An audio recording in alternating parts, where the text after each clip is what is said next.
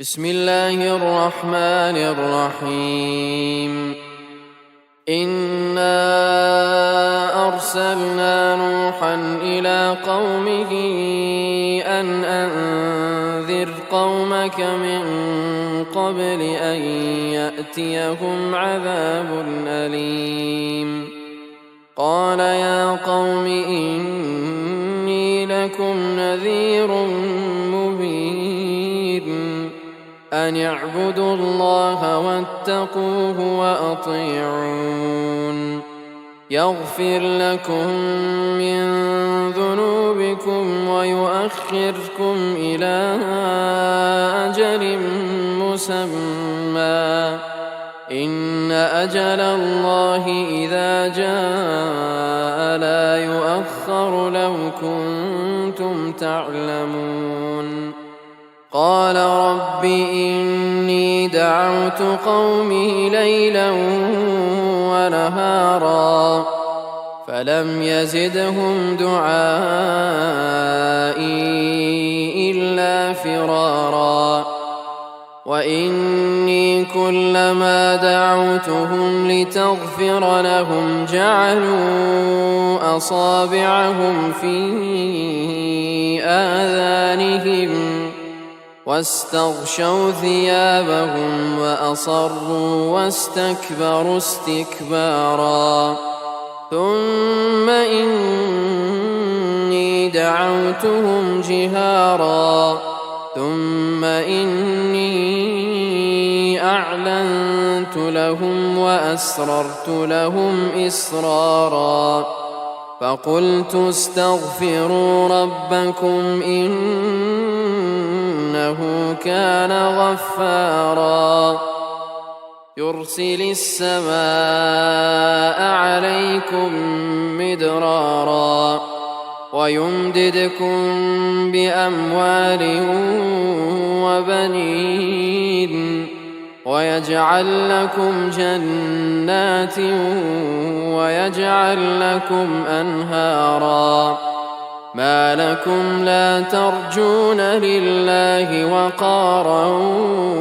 وقد خلقكم أطوارا ألم تروا كيف خلق الله 7 سماوات طباقا وجعل القمر فيهن نورا وجعل الشمس سراجا والله أنبتكم من الأرض نباتا ثم يعيدكم فيها ويخرجكم إخراجا والله جعل لكم الأرض بساطا لتسلكوا منها سبلا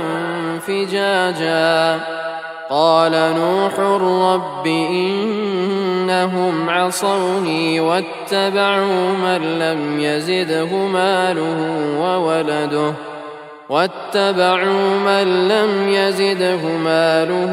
وولده إلا خسارا ومكروا مكرا كبارا وقالوا لا تذرن آلهتكم ولا تذرن ودا ولا سواعا ولا يغوث